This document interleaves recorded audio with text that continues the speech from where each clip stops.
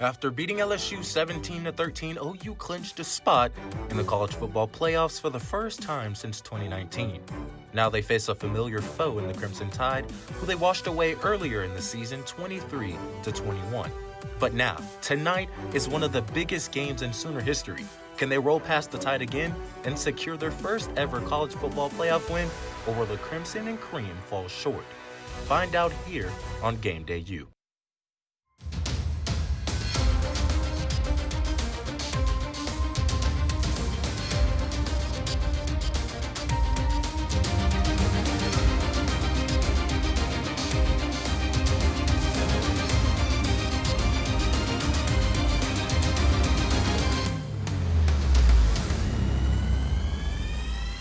Hello and welcome to this special playoff edition of Gameday U with a fresh new look to match where we take a deeper dive in today's playoff matchup versus Bama. Now we are still Oklahoma's only weekly OU football pregame show on TV. I'm your host Cam Williams and I'm joined alongside my esteemed analysts Darby McCormick, Michael Thompson, and Andrew West. And before we take a deeper dive into perhaps the biggest game in Owen Field history tonight, let's take a look at the game that sent them there. Last game of the regular season, LSU is the opponent at home, and if you win, you're in. And it didn't start well for the home team as John Mateers throws an early interception to LSU's Harold Perkins, and he takes it all the way down to the 2-yard line. But guess what, folks? On the very next play, Peyton Bowen is going to use his best Madden user lurk impression as he picks off Michael Van Buren in the end zone to keep the game to 0 apiece in the first quarter. Now, the game up to this point had Sooner fans anxious, but the Crimson and Cream blood pressure lowered on this 45-yard touchdown pass to Deion Burks on the screen pass as he's going to flip his way into the end zone. The game is tied at 10. Fourth quarter now, and Kip Lewis is celebrating, getting the Sooner fans hyped, and OU is down 3 until this strike to Isaiah Satania from 58 yards out. The Sooners up 4. Isaiah Satania celebrating now, and then the play that sent the Sooners to the playoffs, Peyton Bowen bats it down, and the Sooners win 17-13. Now, guys, what do we think about that game? Well, honestly, Cam, if LSU doesn't blow that coverage there at the end, OU's probably getting ready for the Tax Slayer Bowl or something, but they got the job done, and Peyton Bowen, once again, is to thank for that. 6 total tackles, a clutch interception, and another game-sealing pass breakup. He has been huge in this win streak. John Mateer made LSU's defense look way better than they are. 3 interceptions straight to the Tigers, followed by some chants from the crowd involving an OU backup quarterback. We will see if Mateer in the playoffs will step up. Y'all do make some great points. I know LSU had quite the season off the field, but they're still a solid squad on the field. Darby, they did finish with a top 25 total defense. We saw the same type of game we've seen from the Sooners all season. As long as the win column increases, I don't care if John Mateer throws 500 interceptions. Now on to this playoff matchup with Alabama, and during the week, OU offensive coordinator Ben Arbuckle had a positive outlook for his offense ahead of tonight's showdown. Frustration is just relative. I mean, at the end of the day, we're 10-2. We're in the college football playoff with an unbelievable opportunity to continue playing football. And we have unreal kids in our locker room who have attacked every single day. And so where I'm at, I'm fired up that our kids have this opportunity to continue playing. They keep on finding ways to win. Proud of the way the guys battled this season. I'm excited to watch them keep battling.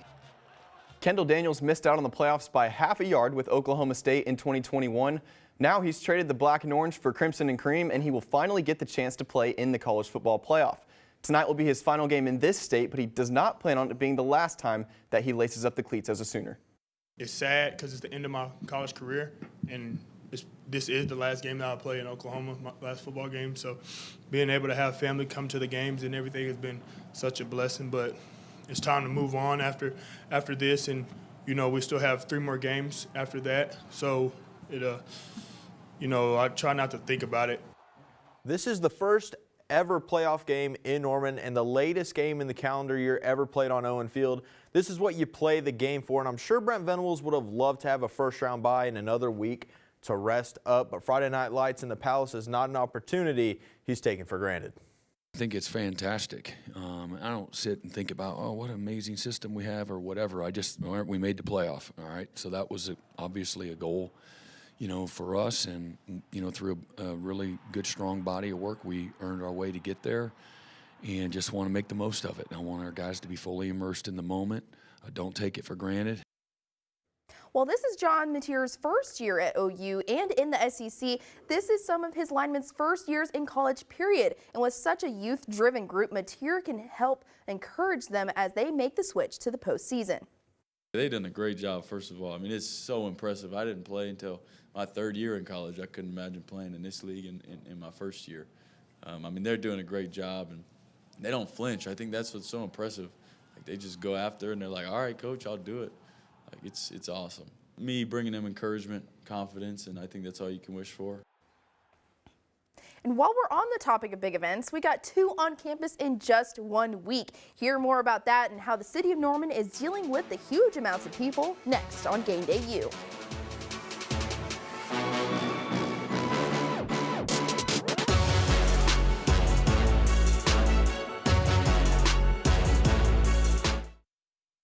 Mom was always organized, but she started forgetting to pay her bills on time. And she'd buy the same gifts over and over. Telling the girls about my Alzheimer's diagnosis was really hard. At first we had our cries, but then we were like, okay, let's make a plan. Early detection gave us time to adapt together.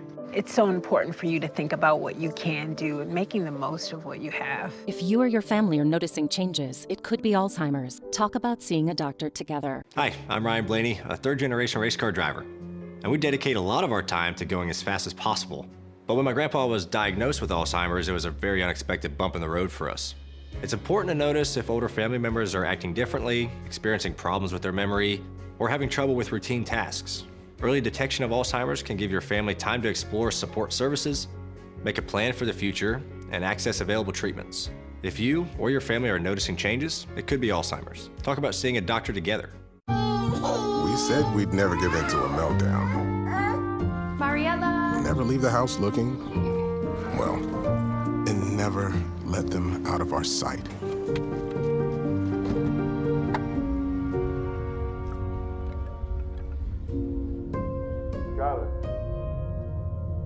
Cars get hot fast, and kids can be at risk. Before you leave the car, always stop, look, lock.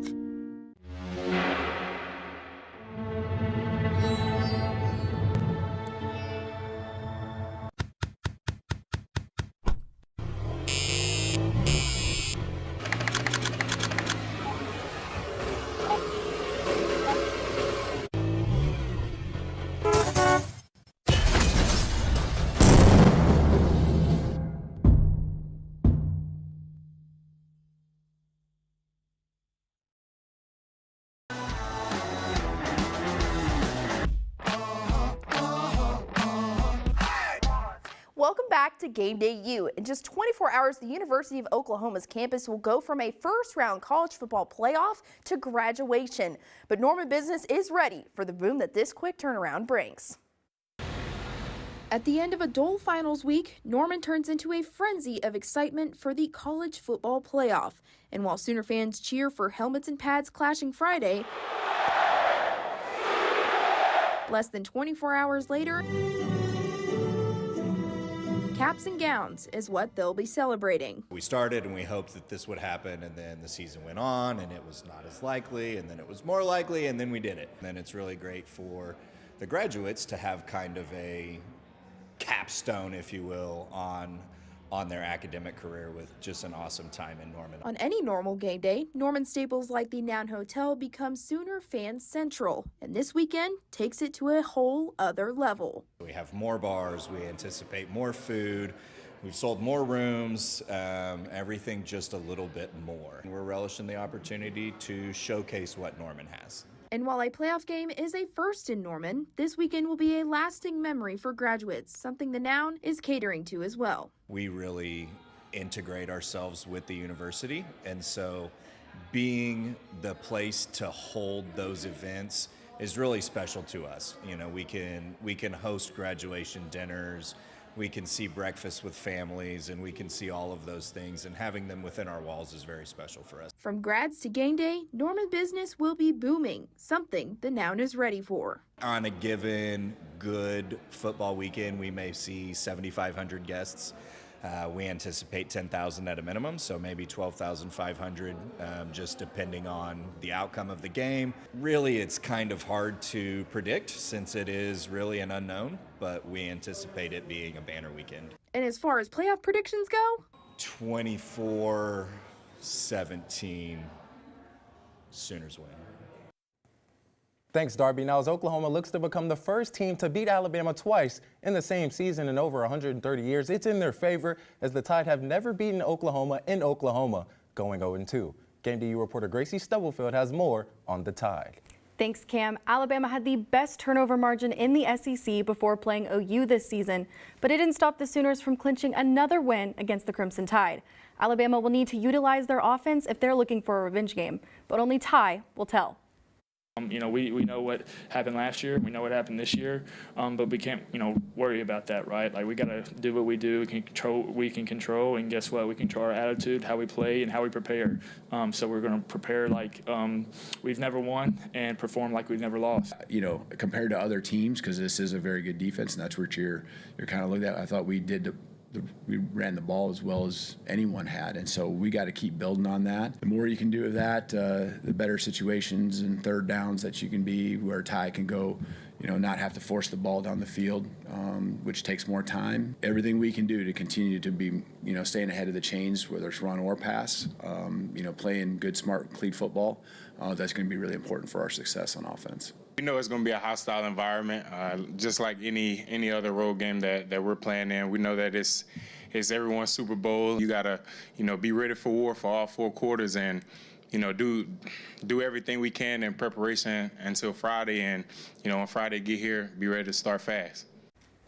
The last time Alabama lost to the same team twice in one season was all the way back in 1893, Alabama's second season playing varsity football. It's up to the 2 Crimson teams to either break or continue that streak. Back to you, Cam. Thanks, Gracie. When we come back, we'll have more on this in-season playoff sequel with the Tide. Stick around for more Playoff Game Day U.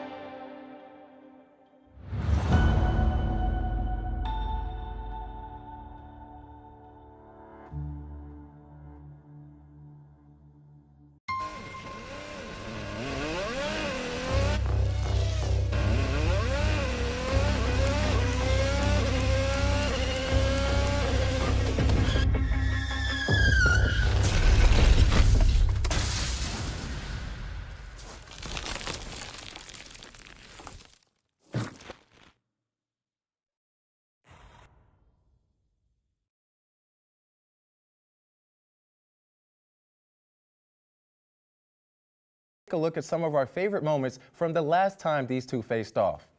As Little Boomer Sooner definitely had some fun this year, I'm going to start with the Tide kryptonite Eli Bowen and his 87-yard pick 6 in the first quarter against Bama. Now, in this juncture in the game, the Tide were marching down the field in Crimson and Green territory, and Brent Venables had to do something. And you know what he did? He dialed up a Kip Lewis blitz, and Bowen took advantage, taking this pass to the house. Well, Cam, OU's offense the whole year has been a work in progress that never really seemed to actually progress. Short fields were their saving grace, which is why this brain fart from Ryan Williams that gifted the Sooners short field leading to Mateer's touchdown is my key play from last month. Williams has been in a sophomore slump, and maybe he wanted to prove something here, but trying to juke out an entire football team, especially Oklahoma, rarely ends well. OU needs more turnovers like that today. Sounds like turnovers win games. Late in the third quarter, Bama not only had the lead, but even Mother Momentum was singing Dixieland Delight. Lucky for the Sooners, Father Fumble was on their side. Taylor Wine puts Ty Simpson on the ground. Might need a Tide stick. Those grass stains can be stingy, just like that takeaway did for the Crimson Tide. Give Lou Groza Award winner Tate Sandell another chance to win the game for the Sooners. Well, let's stick with Taylor Wine. Let's set the scene. 2 seconds left in the first half of the game. 17-14 OU with the lead.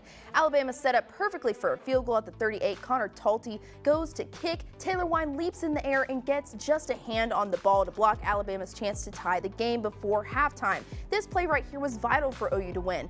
If it wasn't for the blocked field goal, the Tide could be rolling into Sooner State 1-1 in SEC play against OU.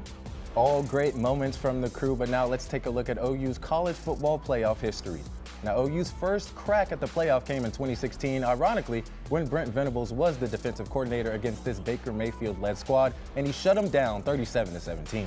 Well, mentioning goggles, squid kicks, roses, and the defense of a Lincoln Riley team is a quick way to ruin the mood of Sooner fans. 2018 Rose Bowl might have been the best chance OU has had at a natty since 2008. Now, they have some demons in Pasadena, but a win tonight could give them a chance to go and slay them. Well, Michael, when 2019 Orange Bowl comes to mind, Sooner fans are hoping lightning doesn't strike twice. By the end of the first quarter, OU already hit the nail on the head of their own coffin. I'm not saying they didn't try their best to get back to it, but the win was out of reach for the Crimson and Cream, and they go to 0-3 in the playoffs. Lincoln Riley, bad brisket, bad defense, but to be fair, you can't put the blame on Riley for what Joe Burrow did to them the very next year in the Peach Bowl. I mean, the very next game, Joe Burrow put 463 yards and 5 touchdowns on a Brent Venables defense. Either way, Sooners fell 63-28, going 0-4 in their first playoff appearances. Let's now take a look at the college football playoff bracket, and as it stands right now, 2 Big Ten teams have a bye with Indiana and Ohio State, along with Texas Tech and Georgia, but no teams are at the top of the pecking order from the ACC. Well, guys, let's be real. Ole Miss can go ahead and join those 4 teams in spirit. No one wants to see Tulane in the playoffs except for Tulane fans. The CFP format is not perfect, but they did follow their own rules, so we can't really complain. The Rebels won by 35 in Week 4 against Ole Miss. Lane Kiffin or not, it's going to be the same result. JMU Duke should stand for Daisy Dukes for how short their time will be in the playoffs. I'll give them credit. Their streamers at the CFP bracket reveal was fun. But since they're going against number 5 Oregon, it'll be streamers instead of confetti for the Dukes. Yeah, I got a bone to pick. I graduate tomorrow at 10 a.m. Meanwhile, Miami will be taking on Texas A&M, a primetime game at 11 a.m. What a shame. This is Mike Elko's chance to show everyone that extension was worth every penny, but the 12th man, it doesn't matter. Give me the Hurricanes to move on. Now, I know it's going to be a long 48 hours for Andrew, but when Game Day U returns, we're back talking about the Sooners and their best moments ahead of Alabama.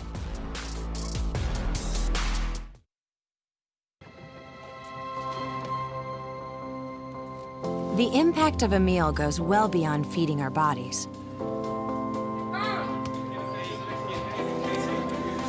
Because when people are fed, futures are nourished. Everyone deserves to live a full life. And with your help, together we can end hunger. Join the movement at feedingamerica.org/act now.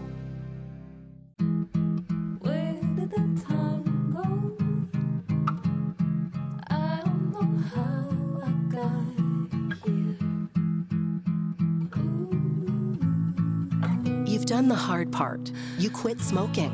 Now do the easy part and get scanned for lung cancer.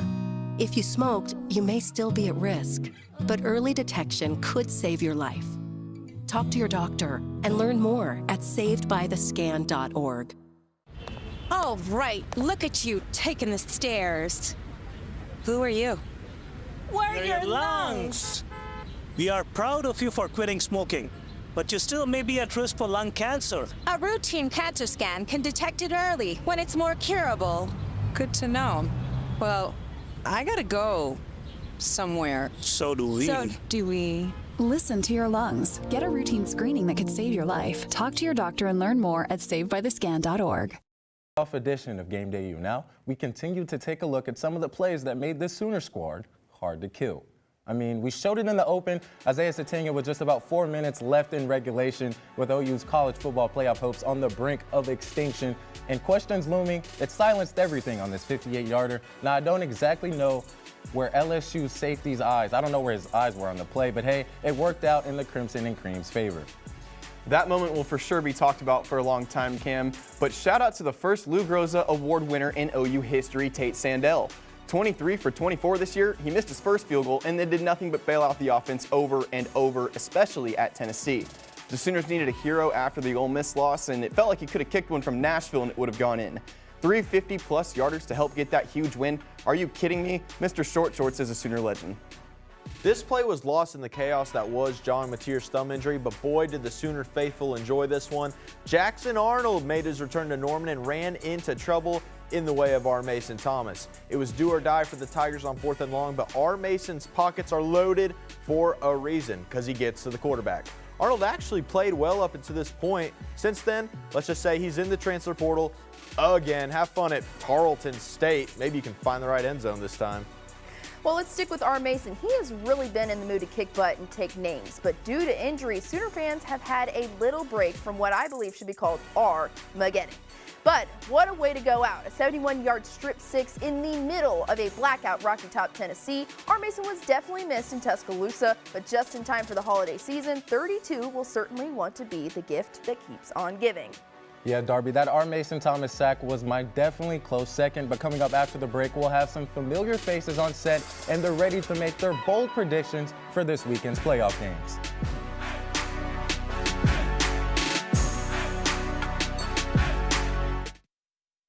Food isn't just fuel to live, it's fuel to grow.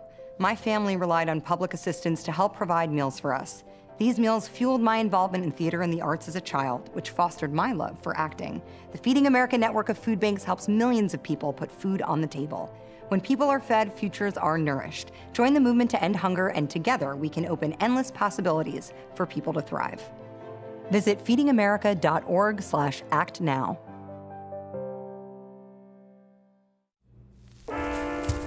There are a lot of temptations facing young people today, like electronic cigarettes and skateboarding. Each vape pod can contain the same amount of nicotine as a pack of cigarettes. This can lead today's youth to a lifelong addiction and severe lung damage. Recall and consider the facts before making a poor decision. The health class film guy isn't the best person to talk to your kid about vaping. Got a few minutes? You are. Start the conversation with your child about vaping today.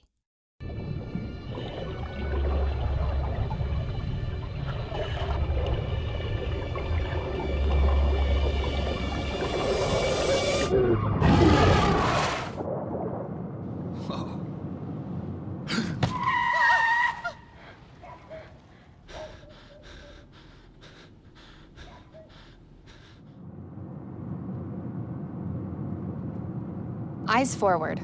Don't drive distracted. Did you know that trash, like plastic bottles and fast food wrappers, can carry germs and bacteria? When these items are tossed in the street, they eventually find their way to a river or lake and have a negative impact on aquatic life. Keep our waters clean by putting your trash in the bin. For more information, visit bit.ly/Norman Stormwater.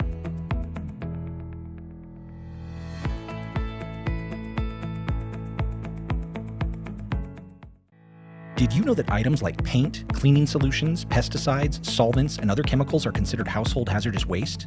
These chemicals are dangerous to our environment and water quality when they are dumped in our storm drains or gutters. Fortunately, the City of Norman has a dedicated household hazardous waste facility where you can properly dispose of these items. Call 405-366-5463 to make an appointment. For more information, visit bit.ly/Norman Stormwater. Mom was always organized, but she started forgetting to pay her bills on time. And she'd buy the same gifts over and over. Telling the girls about my Alzheimer's diagnosis was really hard. At first we had our cries, but then we were like, okay, let's make a plan. Early detection gave us time to adapt together. It's so important for you to think about what you can do and making the most of what you have. If you or your family are noticing changes, it could be Alzheimer's. Talk about seeing a doctor together. Welcome back to this playoff edition of Game Day U, where the crew is ready in studio to give their bold predictions for this first round playoff weekend of college football. Joining me are Chris Holman, Landon Thomas, and Aiden Tyler. Chris, up first, it's James Madison representing the group of five going up against the Rolling Ducks of Oregon, and it's in Eugene. What's the outcome? Cam, I'm all for Cinderella runs, but let's be honest here. With Dante Moore at the helm of the 9th best scoring offense in the nation, throwing to the top receiver from the 2025 recruiting class in Decorian Moore, the Ducks are going to fly high over the Dukes in Eugene. Yeah, I agree, Chris. This is an easy one. The spread on ESPN right now is 21.5 in favor of the Ducks. I mean, we're talking about a 3-touchdown favorite here against a team who lost to Louisville earlier in the season. Oregon moves on to the Orange Bowl. 2 words, Kenyon Sadiq. The potential first-round pick was arguably robbed of the John Mackey Award, and Sadiq is responsible for 8 of Dante Moore's 24 passing touchdowns. This game might make the College Football Playoff Committee rethink the entire playoff format. Ducks by 35. I like that pick, Aiden. Next up, it's the other Group of 5 representee. The Tulane Green Wave go up against the Lane Kiffinless Rebels in Oxford with new head coach Pete Golding at the helm. When Tulane traveled to Oxford earlier this season, the Green Wave looked more like a ripple. Granted, that was a Lane Kiffin-coached Rebel team, but Kiffin's departure won't change the outcome of this matchup. Give me Ole Miss. Chris, up high, down low, too slow. That's what the Rebels will be saying to Tulane tomorrow, as the spread is at currently 16.5 in favor of Ole Miss for a reason. Like Aiden said earlier, the committee might have to rethink the current college football playoff format. Give me the Rebels. Well, it is hard to beat a good team twice, but even Tulane head coach John Summerall said his team was average just last month. Summerall might be too focused on going to Florida after this game ends. The Land Sharks ride the Green Wave all the way to the second round. Now this one I thought should have had the night slate. It's 11-1 Texas A&M with dual threat quarterback Marcel Reed hosting the ACC Miami Hurricanes at 11 a.m. Central Time. I know Texas A&M has looked inconsistent the past couple of games, but they have the 20th total offense in all the NCAA. With Marcel Reed throwing to weapons like Casey Concepcion and Mario Craver, I think the Aggies will be just fine against Miami. Oh, I wish I could say I agree with you, Chris, here, but Miami's O-line has been absolutely phenomenal on pass protection on the year. 4th best in the nation according to PFF. Carson Beck is dangerous with that kind of protection. Give me the Hurricanes to upset the Aggies. Landon, that is crazy. Do you know how hard it is to win at Kyle Field? The Aggies are 19-3 at home the past 3 seasons, and all 3 of those losses were to playoff teams ranked higher than Miami. The 12th man is too much. Aggies weather the storm 24-17. I like the picks, guys. Lastly, the biggest game since 2019 and maybe the biggest home game in Sooner history. Oklahoma and Alabama in Norman under the Friday night lights. Guys, who wins? I know it's hard to beat a good team twice, but right now, Alabama doesn't look like a good team. If Oklahoma can shut down the run like Georgia did in the SEC Championship, I think Sooner Magic will be in the air for the first ever playoff game in Norman. Give me Oklahoma. Hey, great pick there, Chris. R. Mason Thomas didn't even play last game, and he's their best defensive player. And the last time that he played was against Tennessee, where he had that hamstring injury. Combine that with nearly 3 weeks of rest for everyone else on the team. Boomer Sooner on top. I know this is the moment that Sooner fans have been waiting for, and I know, OU won the game last time out. They probably shouldn't have. The Tide nearly had 200 more yards, and they possessed the ball for nearly 9 minutes more than the Sooners. If Bama fixes the turnovers, they roll tonight. I'm sorry, Sooner fans. Great games all around on this playoff weekend. This ends our our season coverage of OU football. We appreciate Sooner fans as always for tuning in. For Chris Holman, Landon Thomas, and Aiden Tyler, I'm Cam Williams. Be loud and have a safe Sooner game day.